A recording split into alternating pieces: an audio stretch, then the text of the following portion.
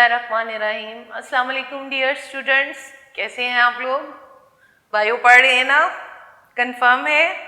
ठीक है, बुक्स खोल लें। सेकंड चैप्टर बायो का। तो आज हम सेकंड टॉपिक पढ़ने जा रहे हैं। हमने कल से स्टार्ट किया था biological method solving a biological problem, second chapter था हमारा। तो आज हम पढ़ने जा रहे हैं सेकंड टॉपिक इसका, study of malaria, N example of biological method. Malaria, हम सब इस बीमारी के बारे में फेमिलियर हैं, लेकिन हिस्ट्री में ये बहुत ही हिलेरियस, डेंजरस बीमारी रह चुकी है। कोई भी बीमारी बच्चों जब स्टार्ट में नहीं आती है, जब उसका ट्रीटमेंट भी नहीं होता, अननोन होती है, तो लोगों के लिए एक बहुत खौफनाक सूरत होती है, टेरिबल होती है। लेकिन जैसे जैसे साइंटिस्ट उसके ऊपर रिसर्च करते हैं, उसके ट्रीटमेंट को डिस्कस करते हैं, ट्रीटमेंट के बारे में जान लेते हैं और उसको ओवरकम करना जान लेते हैं, तो वो बीमारी के असरात जो होते हैं वो कम खौफनाक हो जाते हैं। तो पाकिस्तान में भी मलेरिया की बीमारी पाई जाती है। लोग मलेरिया के मरीज देखे जाते हैं और कहते हैं कि हिस्ट्री में मलेरिया की वजह से बहुत सारे लोग, जब इसका ट्रीटमेंट डिस्कवर नहीं हुआ था, उस ज़माने में जब लोगों को मलेरिया होता था, तो बहुत सारे लोग मलेरिया की वजह से मर भी चुके हैं।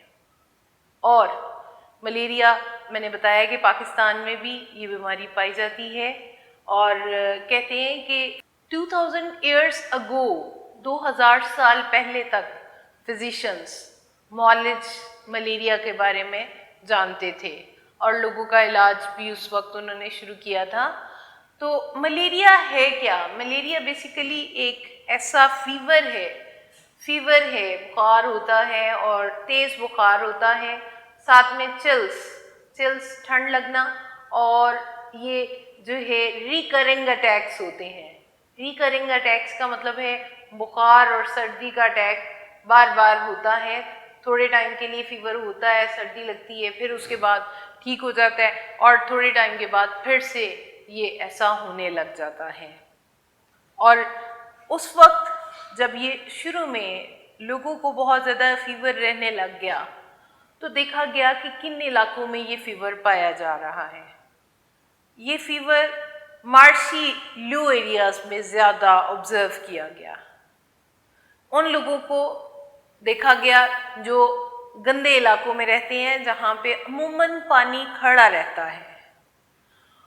साइंटिस्ट ने ये कहना शुरू कर दिया। देखिए, अभी हम ये देखेंगे कि स्टार्ट में लोगों ने क्या सोचा, क्या ऑब्जर्वेशंस बनाई, कैसे उसके ऊपर काम किया, एक्सपेरिमेंट्स किए और फिर उससे कैसे रिजल्ट्स को निकाला। अभी ये जो बातें इकट्ठी हो रही हैं, आप कह सकते हैं कि ये ऑब्जर्वेशन का सॉर्ट है, ठीक है ना, जो सराउंडिंग से उसको मिल रही है कि लोगों को बुखार हो रहा है, ठंड लग रही है, और ये बुखार होना जो है ना, ये ख़त्म एक ही बार में नहीं होता, बल्कि बार बार उसको ये अटैक्स आते हैं, रिकरिंग अटैक्स हैं। तो उस वक्त फिर ये भी देखा गया कि ये फीवर जो है लो मार्शी एरियाज़ में देखा जा रहा है। लो मार्शी एरियाज़ में, ऐसे इलाके जहाँ पर पानी खड़ा रहता है, दलदली इलाके, वहाँ पर देखा गया है ये फीवर, ठीक है। तो उस वक्त फिर साइंसदानों ने ये कहा, फिजिशियंस ने ये कहा कि हो सकता है कि उस पानी में से कुछ गंदी चीज़ें हैं, पोल्यूटेंट्स हैं, पॉइजन्स हैं, जो कि हवा में चले जाते होंगे और हवा को गंदा कर देते होंगे, और वो हवा जब लोग इनहेल करते हैं, ब्रीथिंग के साथ अंदर लेके जाते हैं, तो वो बीमारी का शिकार हो जाती हैं। फिर लोगों ने यही बात सोचते हुए कुछ वॉलंटियर्स ने उस मार्श वाटर को पी कर देखा, ड्रिंक करके देखा कि क्या उस पानी को पीने से वो बीमार हो रहे हैं। तो ऐसा नहीं हुआ कि वो बीमार हो गए। जी बच्चों, वो बीमार नहीं हुए।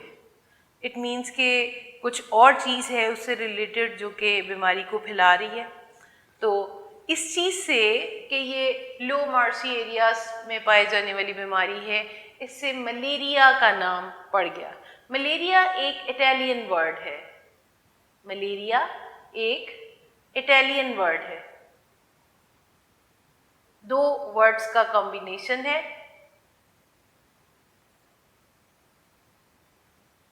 मैला बैड,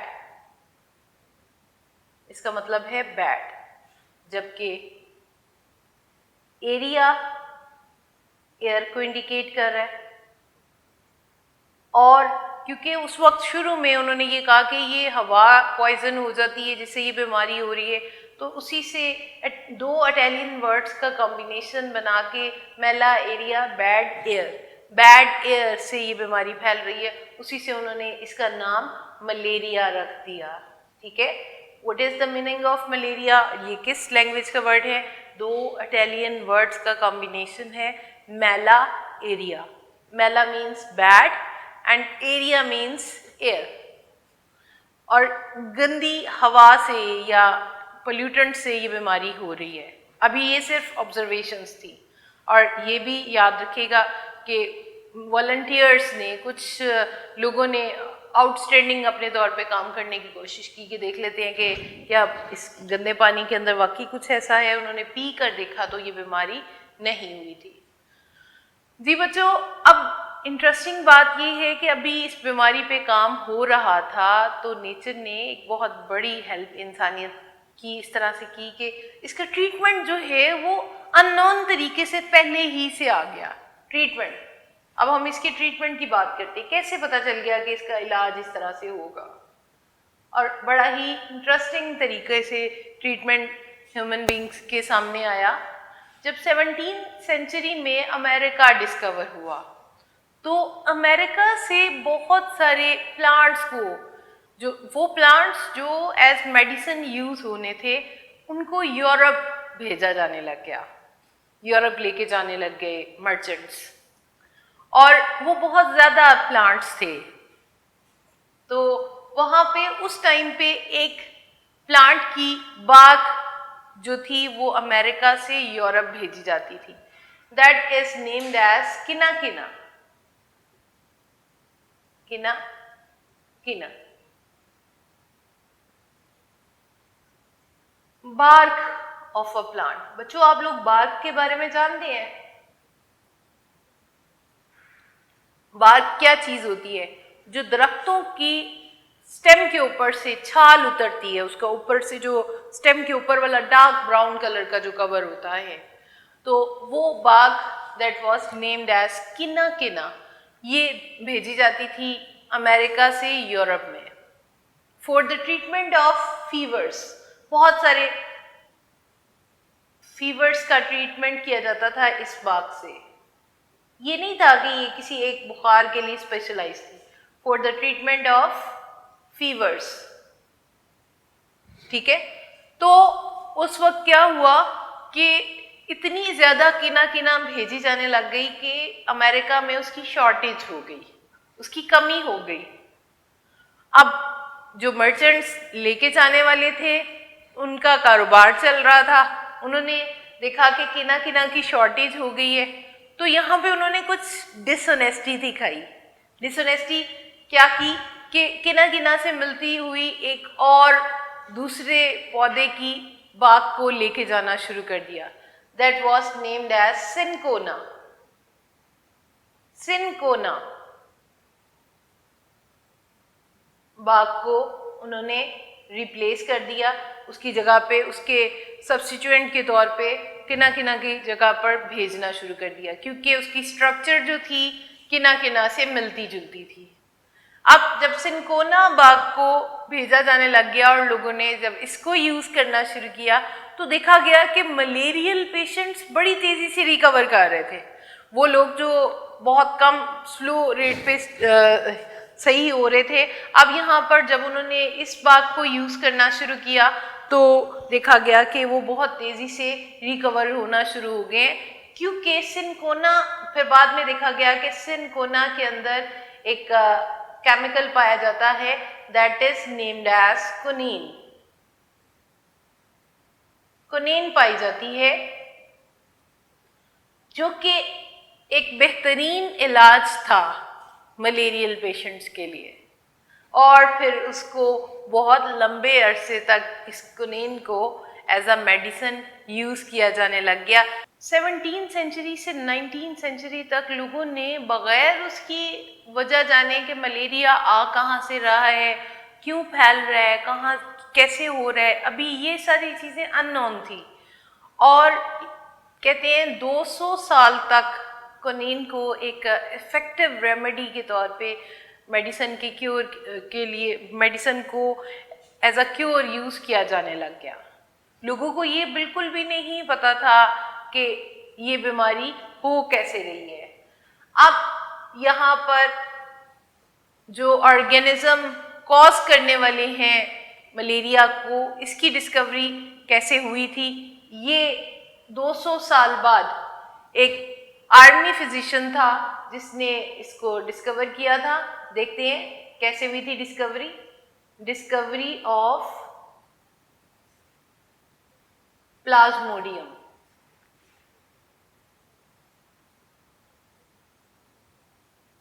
एक फ्रेंच आर्मी फिजिशियन थे जिन्होंने 1878 में एक्सपेरिमेंट किया था।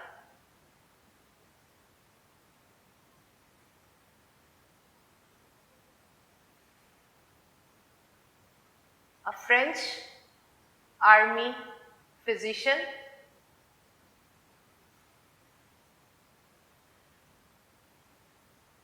लेवरॉन।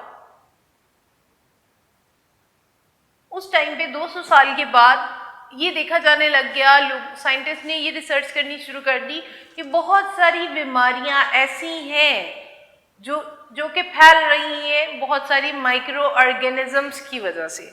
उससे पहले लोगों को ये नहीं पता था कि माइक्रो ऑर्गेनिजम्स भी बीमारियां फैलाती हैं। तो जब ये बात सामने आने लग गई कि बहुत सारी बीमारियां माइक्रो ऑर्गेनिज्म से होने लग गई हैं, तो फ्रेंच आर्मी फिजिशियन लेवरॉन ने 1878 में इसके ऊपर काम करना शुरू कर दिया।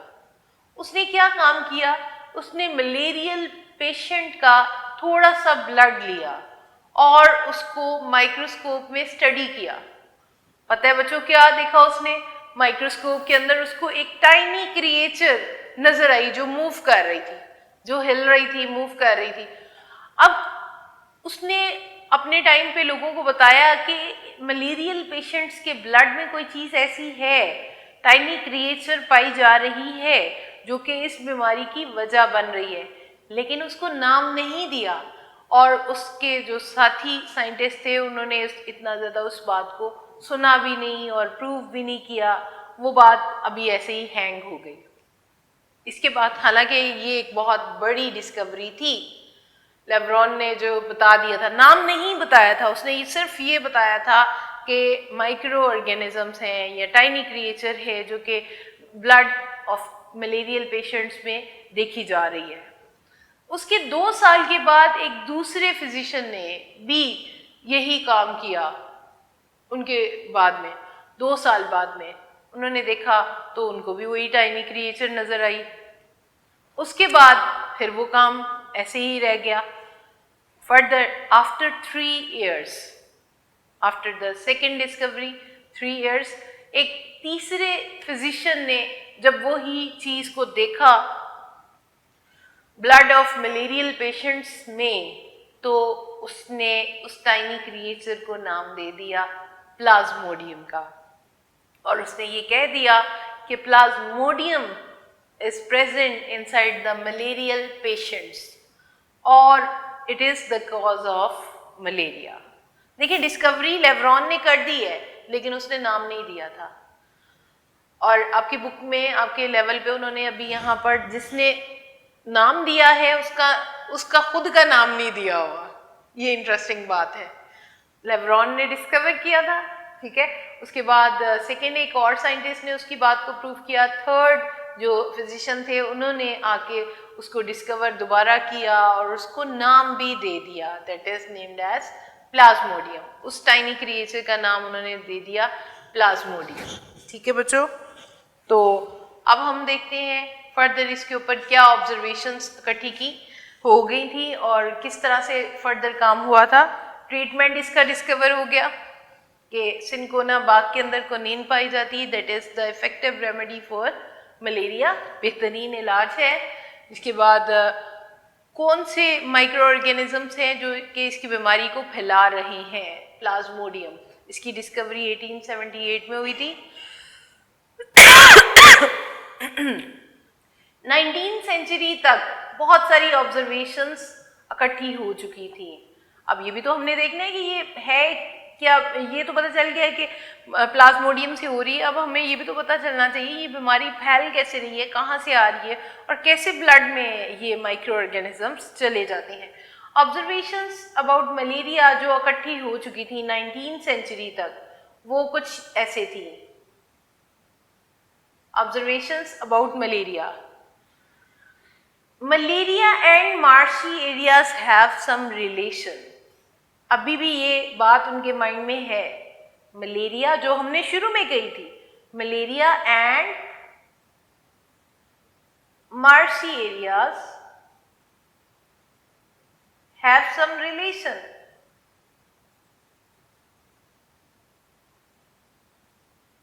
सेकेंड, वो ये कह रहे हैं drinking water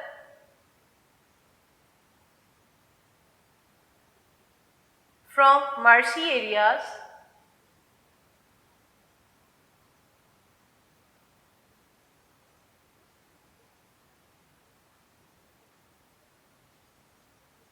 does not cause malaria। कि पानी पीने से मलेरिया नहीं हो रहा उन मार्शी एरियाज। एक तरफ तो ये कह रहे हैं कि मलेरिया का मार्श एरिया से कोई ताल्लुक है, दूसरी तरफ कह रहे हैं कि पानी पीने से उन्हीं एरिया से ये बीमारी नहीं हुई है। थर्ड वन जो ऑब्जर्वेशन है वो ये कह रहे हैं कि quinine is the effective medicine. ये भी सही है, quinine is effective medicine. Fourth one है प्लाज्मोडियम इज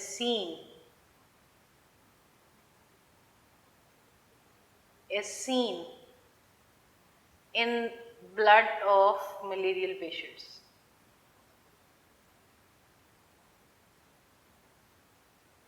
ये चार ऑब्जर्वेशंस इकट्ठी हो चुकी हैं अभी तक जो फाइनलाइज फॉर्म में है, और दो तो एक तरह से प्रूव हो चुकी हैं।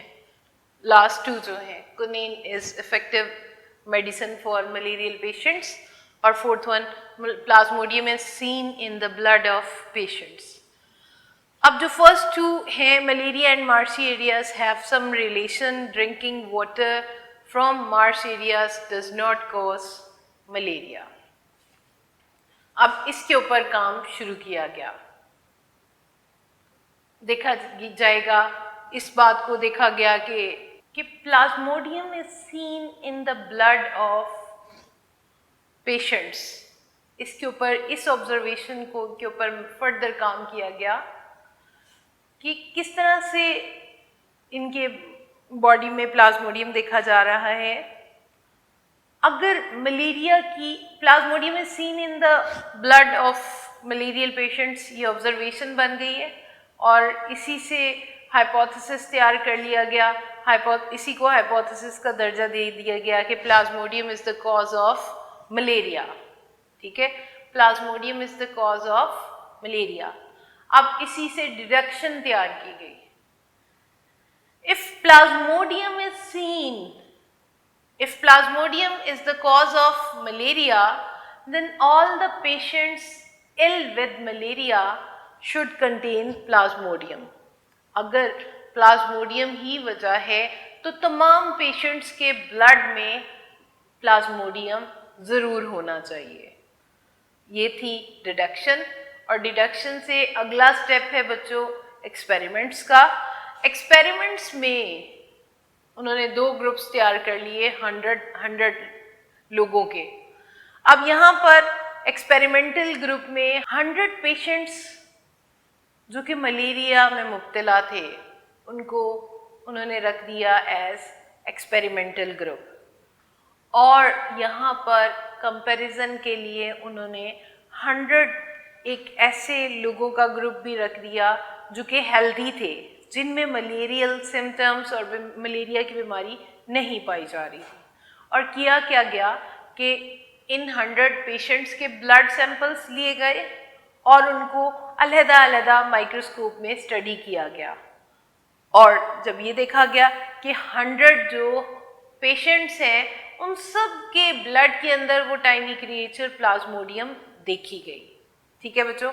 और दूसरी तरफ जो 100 हेल्दी पर्सन्स थे जो मलेरिया में का शिकार नहीं थे, बिल्कुल तंदुरुस्त थे, उसमें एक चीज़ और भी उनको मिल गई कि उसमें से 97 पर्सन्स का ब्लड बिल्कुल क्लियर था। तो 7 पर्सन्स ऐसे भी थे, 7 पर्सन्स के ब्लड सैंपल के अंदर उनको टाइनी क्रिएचर प्लाज्मोडियम नज़र आ गई। वो क्यों नज़र आई? क्योंकि उनके अंदर प्लाज्मोडियम अभी इनिशियल स्टेज पे था, अभी वो मलेरिया की सिम्टम्स उनके अंदर अपीयर नहीं हुई थी। ऐसा होता है कि जब ये माइक्रो ऑर्गेनिज्म बॉडी के अंदर एंटर होता है, ब्लड के अंदर रहते हुए ये वहाँ पर अपना एक ख़ास टाइम पीरियड तक रिप्रोड्यूस करने के बाद ही बीमारी की सिम्टम्स को अपीयर करता है।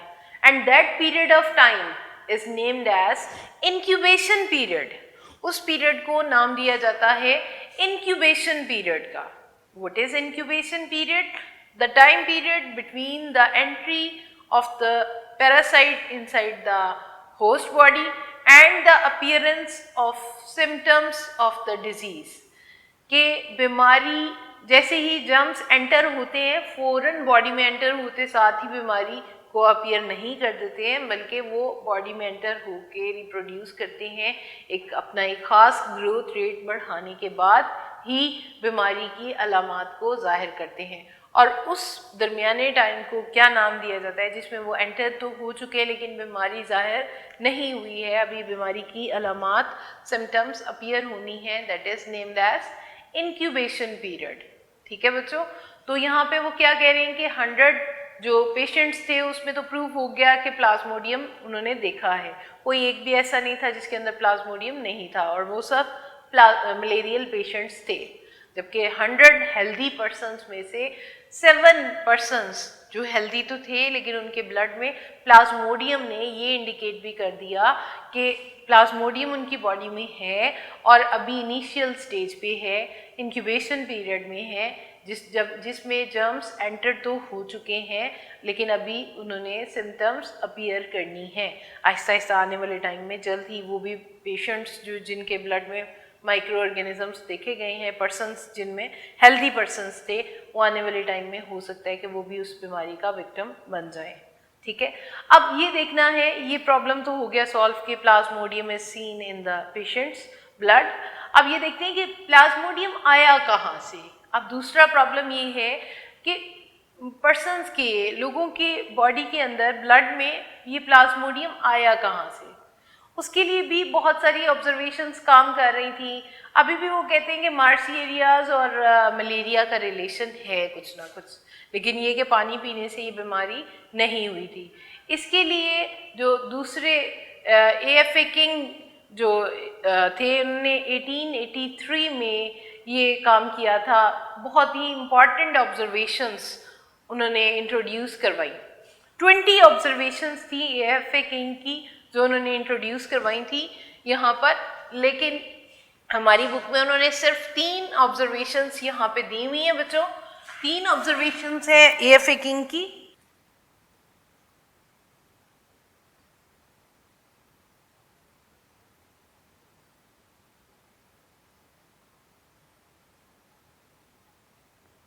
इन 1883 में ये जितनी भी डेट्स हैं बच्चों आपने याद रखनी है। 20 ऑब्जर्वेशंस इंट्रोड्यूस करवाई थी।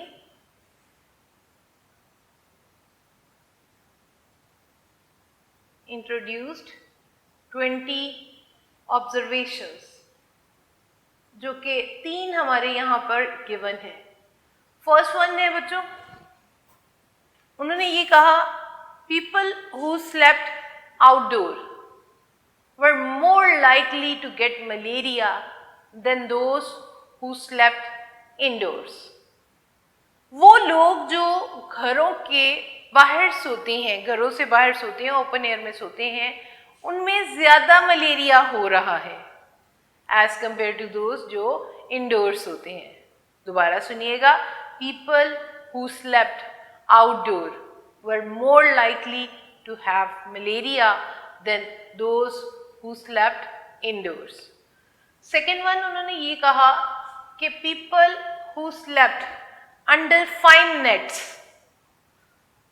वर less likely get malaria as compared to those who did not use such nets।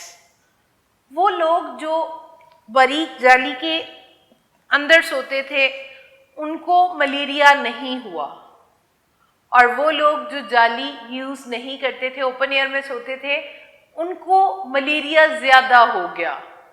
यानी इससे कुछ ना कुछ क्ल्यूज उसको मिलना शुरू हो चुके हैं। वो लोग जो ओपन एयर में सो रहे हैं उनमें मलेरिया ज़्यादा है, और जो नेट्स यूज़ नहीं करते हैं उनमें मलेरिया ज़्यादा हो रहा है।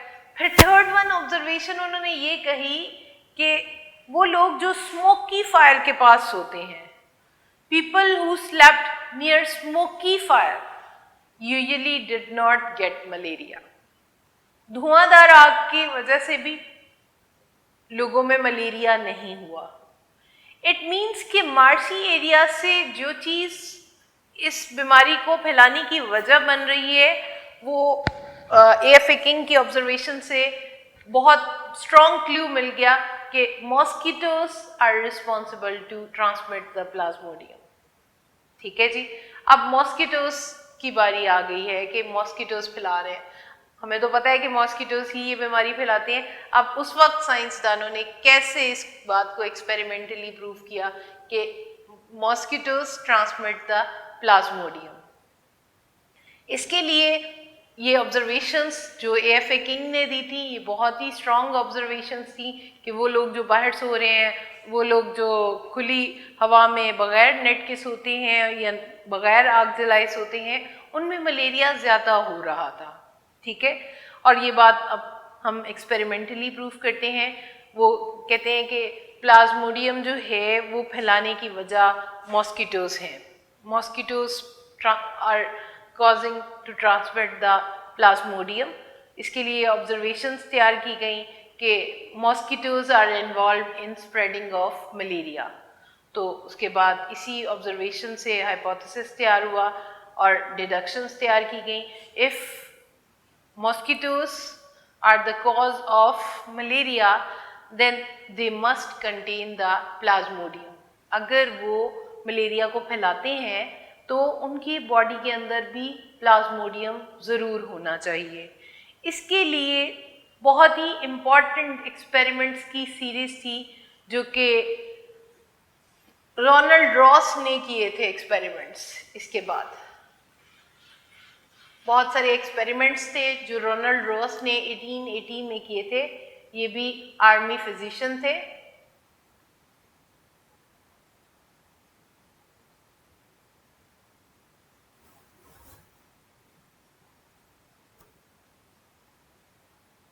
आर्मी फिजिशियन थे, performed some experiments.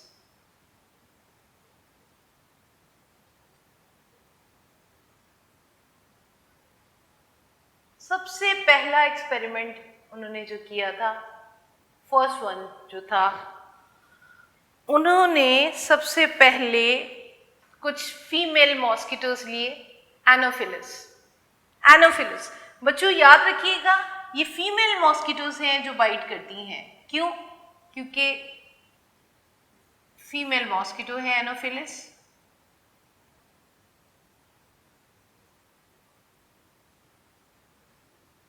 Female mosquitoes need blood of mammals or birds for the maturation of their eggs, और वो बाइट करती हैं इंसानों को।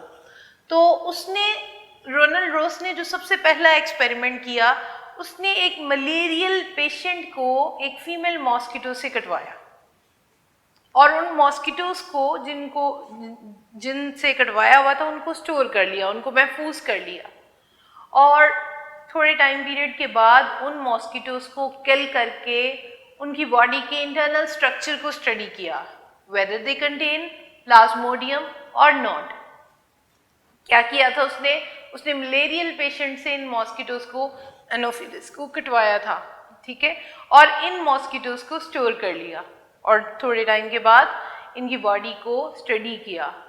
तो वो हैरान रह गया अपनी इस बात पे कि प्लाज्मोडियम उन मॉस्किटोज के स्टमक के अंदर मल्टीप्लाई करते हुए उसको माइक्रोस्कोप में नजर आ गए। स्टमक के अंदर, मॉस्किटोज के स्टमक के अंदर बहुत तेजी से डिवाइड कर रहे थे और वो इस बात से कन्विंस हो गया कि ये यहाँ पे वाकई कोई बात है। अब नेक्स्ट जो लॉजिकल एक्सपेरिमेंट था, पहला एक्सपेरिमेंट तो ये हो गया कि जी उसने कटवाया मलेरियल पेशेंट से और मॉस्किटोज ट्रांसफर हो गए, प्लाज्मोडियम ट्रांसफर हो गया मॉस्किटोज के अंदर।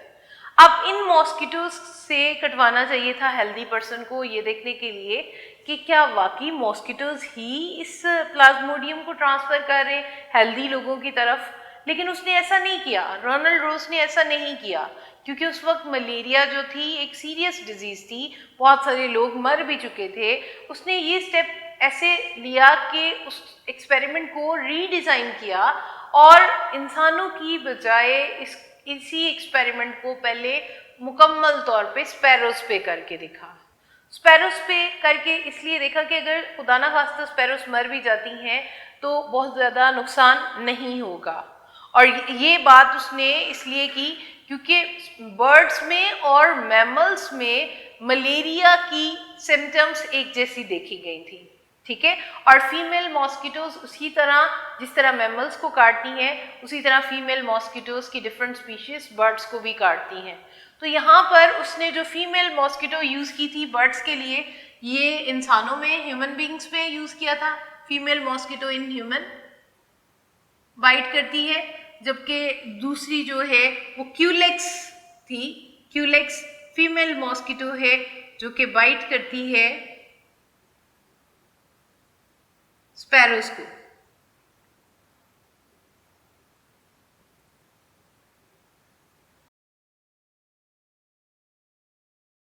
जी, उसने दोबारा अपना एक्सपेरिमेंट किया। पहले उसने इंसानों में किया था, अब उसने क्या किया, सबसे पहले मलेरियल स्पैरोस ली, मलेरियल पेशेंट स्पैरोस ली और क्यूलेक्स मॉस्किटो से कटवाया उनको। और थोड़े टाइम के बाद कुछ मॉस्किटोज को किल करके कुछ को उसने अभी जिंदा रखा ताकि नेक्स्ट एक्सपेरिमेंट में यूज़ कर सके उन्हीं मॉस्किटोज को। पहले उसने चंद एक मॉस्किटोज को लेकर अगेन किल किया और उनके इंटरनल बॉडी पार्ट्स के अंदर उसके स्टमक में प्लाज्मोडियम देखा, जो ये प्रूफ कर रहा था कि जब उसने उन मॉस्किटोज ने स्पैरोस को बाइट किया, मलेरियल स्पैरोस को बाइट किया, तो बाइट करने के नतीजे में वो प्लाज्मोडियम उनके मुंह में आ गया और मुंह से स्टमक में गया और स्टमक में जाके डिवाइड होना शुरू हो गया। अब उसने क्या किया, हेल्दी स्पैरोस ले ली और उन्हीं मॉस्किटोज जिनको कटवा के रखा हुआ था, जिन्होंने काटा हुआ था मलेरियल स्पैरोस को और उनकी बॉडी में अब प्लाज्मोडियम आ चुका है, अब उनको एक ख़ास जगह पे रखा गया ताकि वो हेल्दी स्पैरोस को काटें। और चंद दिनों के बाद ये देखा गया कि हेल्दी स्पैरोस भी इन्फेक्टेड हो चुकी थी प्लाज्मोडियम से और थोड़े ही टाइम पीरियड के बाद उनके अंदर भी ये बीमारी की सिम्टम्स अपीयर होना शुरू हो गई थी, जो कि ये प्रूफ कर रही थी कि मलेरिया जो है वो प्लाज्मोडियम की वजह से जो हो रहा है, वो प्लाज्मोडियम को ट्रांसफ़र कौन कर रहा है, मॉस्किटोज। एक पेशेंट को जब वो बाइट करता है तो प्लाज्मोडियम मॉस्किटोज के अंदर चला जाता है और मॉस्किटोज फिर उसको एक हेल्दी पर्सन को जब भी बाइट करेंगे तो वो इंजेक्ट करेंगे उन प्लाज्मोडियम को और फिर वो आने वाले टाइम में वो भी मलेरियल पेशेंट्स बन जाएंगे। फिर एट द एंड जब स्पैरोस के अंदर ये एक्सपेरिमेंट फुल मुकम्मल तौर पे प्रूफ हो गया तो एट द एंड दोबारा इसको एनोफिलिस को यूज़ करते हुए अगेन ह्यूमन बींग्स के ऊपर भी किया गया, ये देखने के लिए कि कोई बाद में कोई बात इबहाम का शिकार ना हो, कोई गलत बात ना हो, इसलिए इसको दोबारा, पहला स्टेप तो एक तरह से हो चुका था, हेल्दी मॉस्किटो मलेरियल जो पेशेंट्स थे उनसे कटवाया गया इन एनोफिलिस को, और फिर उनके स्टमक के अंदर प्लाज्मोडियम देखा गया। फिर हेल्दी पर्सन्स ने जब इन मॉस्किटोज को काटा तो वो हेल्दी पर्सन्स भी मलेरियल पेशेंट्स बन गए थोड़े ही टाइम के बाद, जिससे कि ये पता चल गया प्लाज्मोडियम जो है वो ये मॉस्किटोज ट्रांसमिट कर रहे हैं। बच्चों, आपने देखा होगा कि सम टाइम जब भी मॉस्किटोज काटते हैं तो स्किन के ऊपर कुछ स्वेलिंग सी हो जाती है, जिसको कहते हैं वेल्ट्स का बन जाना। वेल्ट्स, एलर्जी सी हो जाती है, इचिंग होती है। तो वो कहते हैं कि ये इचिंग इस वजह से नहीं कि कोई ज़ख्म वगैरह बनना है, वोंड बनना है, नहीं, बल्कि क्या होता है कि जब भी मॉस्किटोज काटते हैं तो काटने से पहले, पेट्स करने से पहले, ब्लड सक करने से पहले वो क्या करते हैं, अपना सलाइवा स्किन के अंदर इंजेक्ट करते हैं। अपने मुंह से एक सलाइवा स्किन के अंदर भेजते हैं, और उस सलाइवा के अंदर कुछ एंजाइम्स होते हैं। वो क्या काम करते हैं कि ब्लड जो उन्होंने सक करना है, ब्लड लेके जाना है मुंह के अंदर, वो क्लॉट ना हो जाए, वो उनके डाइजेस्टिव सिस्टम में वो एज इट इज़ ही रहे, वो जम ना जाए, इसलिए वो पहले अपना सलाइवा इंजेक्ट करते हैं और उसके बाद उसमें से ब्लड को निकाल लेते हैं। उसी सलाइवा की वजह से ही, सलाइवा इंजेक्ट करने की वजह से ही हमारी स्किन के ऊपर कुछ स्वेलिंग सी हो जाती है और थोड़े से टाइम के लिए इचिंग होती है, दैट इज वेल्ट्स। वो क्या है, वेल्ट्स होते हैं। वेल्ट्स हैं, वो क्यों अपीयर होते हैं, वो किसी ज़ख्म की वजह से नहीं होते हैं, बल्कि किस वजह से होते हैं, वो इचिंग होती है और थोड़ी सी स्वेलिंग होती है, थोड़े से टाइम के बाद वो खुद ब खुद ठीक हो जाता है, क्योंकि उसने अपना सलाइवा इंजेक्ट किया होता है हमारी स्किन के अंदर। तो क्यों सलाइवा इंजेक्ट करती हैं फीमेल मॉस्किटोज, ताकि ब्लड जो है वो क्लॉट ना हो जाए, जम ना जाए, और उसी की वजह से, उसी सलाइवा ही की वजह से ये वेल्ट्स अपीयर होते हैं। जी बच्चों, आज हमने पढ़ लिया है malaria as an example of biological method. तो अब हम देख लेते हैं, इसको समराइज भी कर लेते हैं और इसके शॉर्ट भी डिस्कस कर लेते हैं कि कौन कौन से शॉर्ट हैं। सबसे पहला शॉर्ट इसमें ये होगा, what do you mean by malaria. Malaria का क्या मतलब है, या मलेरिया, व्हाट इज मलेरिया। तो मलेरिया जो है वो इटालियन दो वर्ड्स का कॉम्बिनेशन है, मैला एंड एरिया, बैड एयर। और इसमें मलेरिया में क्या होता है, इसके जो सिम्टम्स हैं, फीवर, चिल्स, और ऐसा होता है बार बार रिकरिंग अटैक्स होते हैं, जिसकी वजह से ये बीमारी होती है। इसके बाद आपने जो नेक्स्ट इसके ट्रीटमेंट ऑफ मलेरिया को मार्क करना है। सेकेंड पैराग्राफ थर्ड में गिवन है, थर्ड पैराग्राफ में ट्रीटमेंट ऑफ मलेरिया, जो कि एक स्टोरी की तरह से एक्सप्लेन किया गया है। इसके बाद डिस्कवरी ऑफ प्लाज्मोडियम है नेक्स्ट पेज पर, ठीक है बच्चों। इसके बाद ऑब्जर्वेशंस अबाउट मलेरिया बनाई गई, 4 ऑब्जर्वेशंस जो थी वो बनी थी, आपकी बुक में 4 इकट्ठी दी गई, 19th सेंचुरी में जो बनाई गई थी उनको आप इकट्ठ लिखेंगे। एक्सप्लेन द, ये शॉर्ट में आया करता है, right the observations about malaria. 4 observations थी, वो आप लिखेंगे। इसके बाद एक्सपेरिमेंट किया गया और ये प्रूव किया गया कि प्लाज्मोडियम ही मलेरिया की वजह है।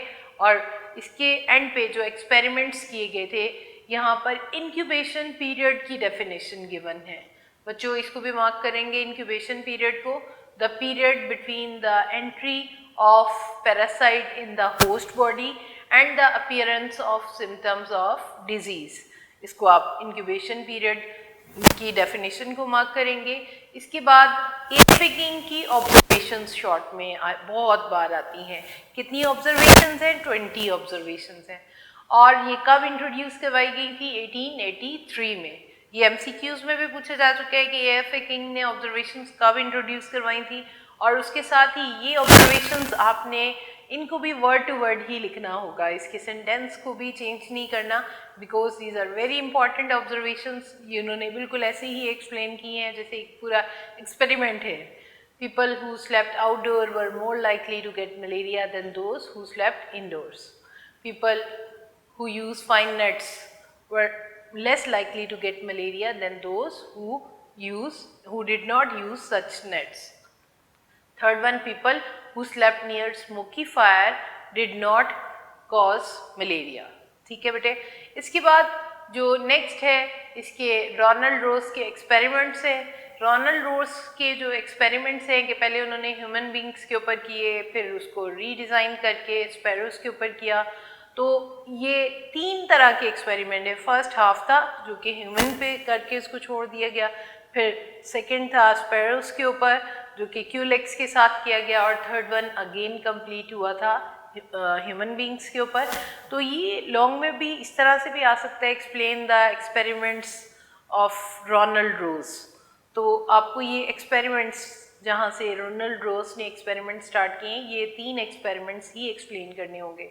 और ये एमसीक्यूज में भी आ चुका है कि culex cause malaria in dash, birds, mammals, amphibians, याद रखिएगा बर्ड्स में कॉज करती है मलेरिया कौन, क्यूलेक्स।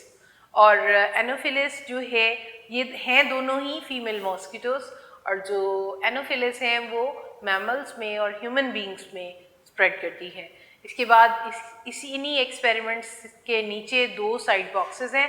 पहले वाले साइड बॉक्स पे आप लिखेंगे why mosquitoes inject saliva before biting. जो मॉस्किटोज हैं वो बाइट करने से पहले सलाइवा इंजेक्ट क्यों करती हैं, ये उन्होंने लिखा है ताकि उनके फूड कैनाल में जाके उनके डाइजेस्टिव सिस्टम में जाके ब्लड क्लॉट ना हो जाए, इसलिए पहले वो पर्स करने से पहले ही अपना सलाइवा इंजेक्ट करती है। सलाइवा इंजेक्ट करने से क्या होगा, सलाइवा कंटेन एंजाइम्स और उसकी वजह से वो ब्लड क्लॉट नहीं होगा और वो उसको भरपूर डाइजेस्ट कर पाएगी।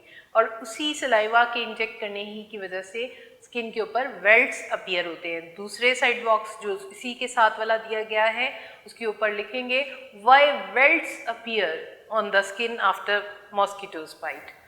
Why welts appear on the skin after mosquitoes bite. Mosquito के बाइट करने के बाद वेल्ट्स अपीयर क्यों होते हैं, क्योंकि उसने जो सलाइवा इंजेक्ट किया होता है उसकी वजह से इचिंग सेंसेशन होती है और उसी की वजह से स्वेलिंग हो जाती है जो थोड़े से टाइम के बाद खुद ब खुद ठीक हो जाती है। जी बच्चों, ये था आज का हमारा लेसन। आपने इसको अच्छी तरह से याद करना है। वैसे भी इंटरेस्टिंग है, स्टोरी लाइक है, इसमें हिस्ट्री थोड़ी सी डिस्कस हुई है और आपने देखा कि इस बीमारी का पता कैसे चलाया गया, ट्रीटमेंट कैसे हुआ और फिर एट द एंड इसको किस तरह से मॉस्किटो स्प्रेड करते हैं, हमने इसको डिटेल से देख लिया। आपने आज ही इसको याद करना है। अल्लाह हाफिज़।